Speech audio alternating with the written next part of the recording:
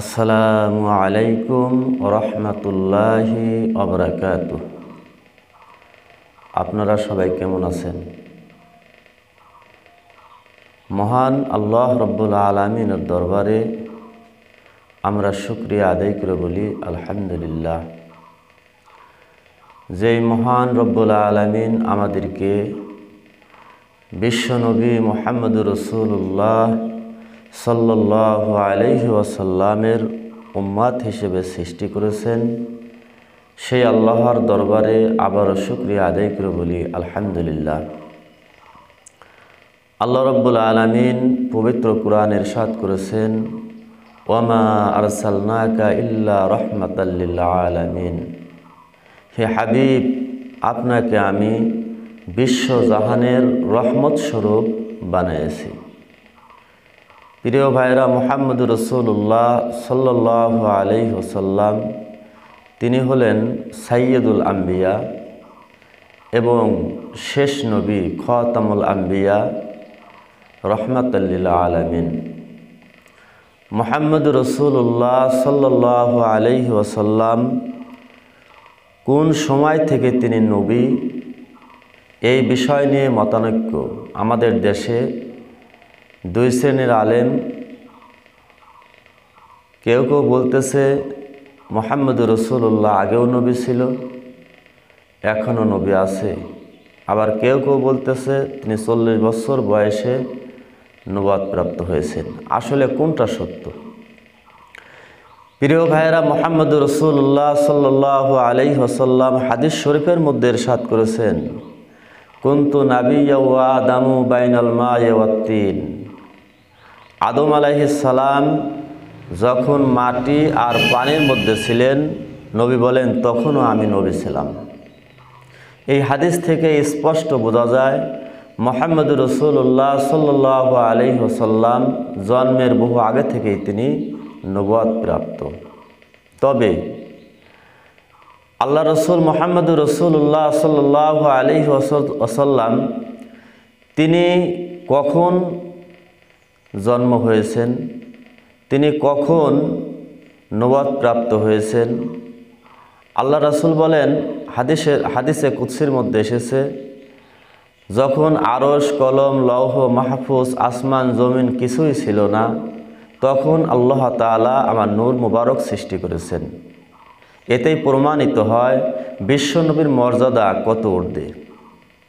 তবে আমাদের দেশে শায়েখ আহমদুল্লাহ সাহেব এবং গিয়াসউদ্দিন তাহেরি সাহেব, তাদের বক্তব্য হলো, মাওলানা আহমদুল্লাহ সাহেব তিনি বলেছেন বিশ্বনবী মুহাম্মদুর রাসূলুল্লাহ সাল্লাল্লাহু আলাইহি ওয়াসাল্লাম 40 বছর বয়সে নবুয়ত প্রাপ্ত হয়েছেন।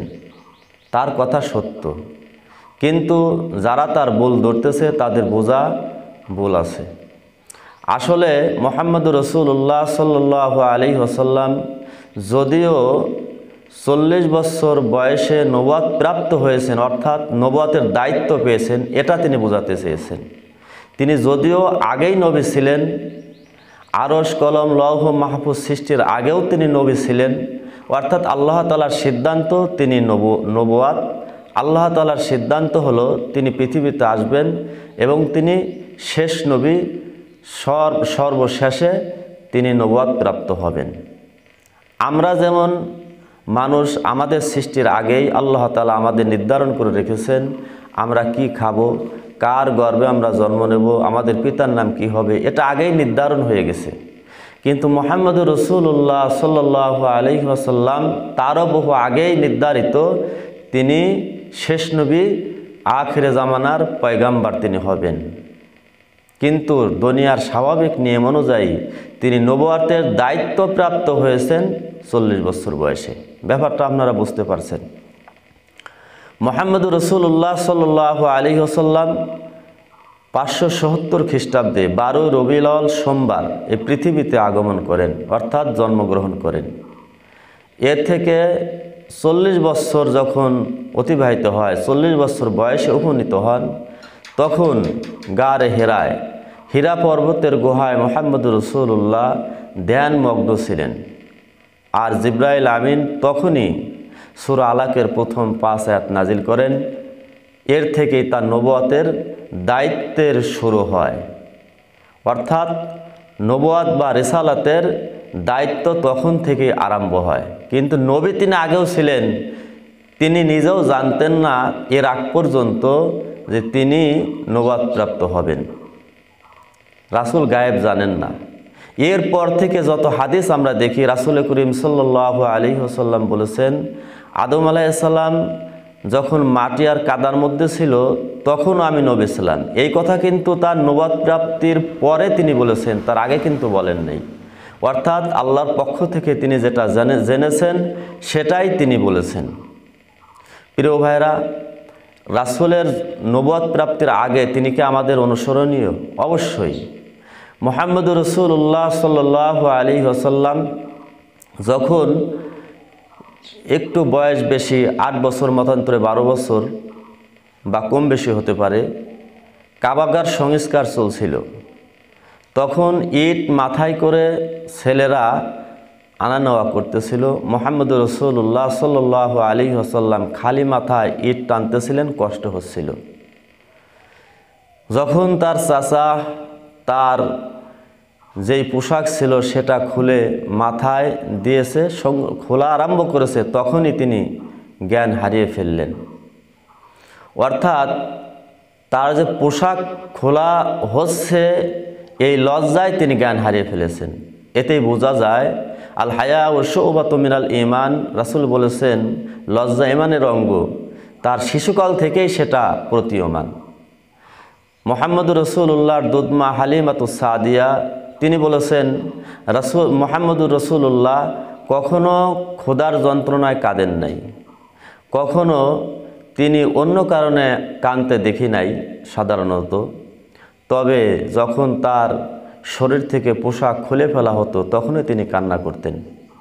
এতেই প্রমাণিত হয় মুহাম্মদুর রাসূলুল্লাহ নবুয়তের দায়িত্ব পাওয়ার আগেও তিনি অনুসরণীয়, অনুকরণীয়। প্রিয় ভাইয়েরা, মুহাম্মদুর রাসূলুল্লাহ সাল্লাল্লাহু আলাইহি ওয়াসাল্লাম তিনি হচ্ছেন সাইয়্যিদুল আম্বিয়া। তাহলে আমাদের দেশে আলেম ওলামার মধ্যে মতনৈক্য কেন? প্রিয় ভাইয়েরা, মুহাম্মদুর রাসূলুল্লাহ যেই নবুয়ত প্রাপ্ত হয়েছেন তিনি চলে গেছেন, কিন্তু আল উলামা ওয়ারাসাতুল আম্বিয়া, নবীজি বলে গেছেন আলেমরা নবীদের ওয়ারিস। সুতরাং আলেমদের সতর্ক হওয়া উচিত। আলেমরা ছোটোখাটো বিষয় নিয়ে ভুল বোঝাবুঝি করে অশান্তি সৃষ্টি না করা। শায়েখ আহমদুল্লাহ সাহেব তিনি যে বলেছেন তিনি তো সত্যই বলেছেন, নবুয়তের দায়িত্ব পেয়েছেন 40 বছর বয়সে। অথচ এক শ্রেণীর মানুষ তার বিপক্ষে উল্টাপাল্টা বলছে, বিশেষ করে তাহেরি সাহেব। তিনি বলছেন যে 40 বছর বয়সে নবী হন নাই, তার আগেই নবী ছিলেন। তার আগে নবী ছিলেন এটা তো আমরা অস্বীকার করি না, তিনিও অস্বীকার করেন না, কিন্তু নবুয়তের দায়িত্ব পেয়েছেন 40 বছর বয়সে, এটা যেমন সত্য। আর 40 বছর আগেও আরশ কলম লওহ মাহফুজ সৃষ্টির আগেও তিনি নবী ছিলেন, এটাও সত্য। সুতরাং আমরা এই বিষয় নিয়ে মতনৈক্য না করি, সাধারণ মানুষের মাঝে বিভেদ সৃষ্টি না করি।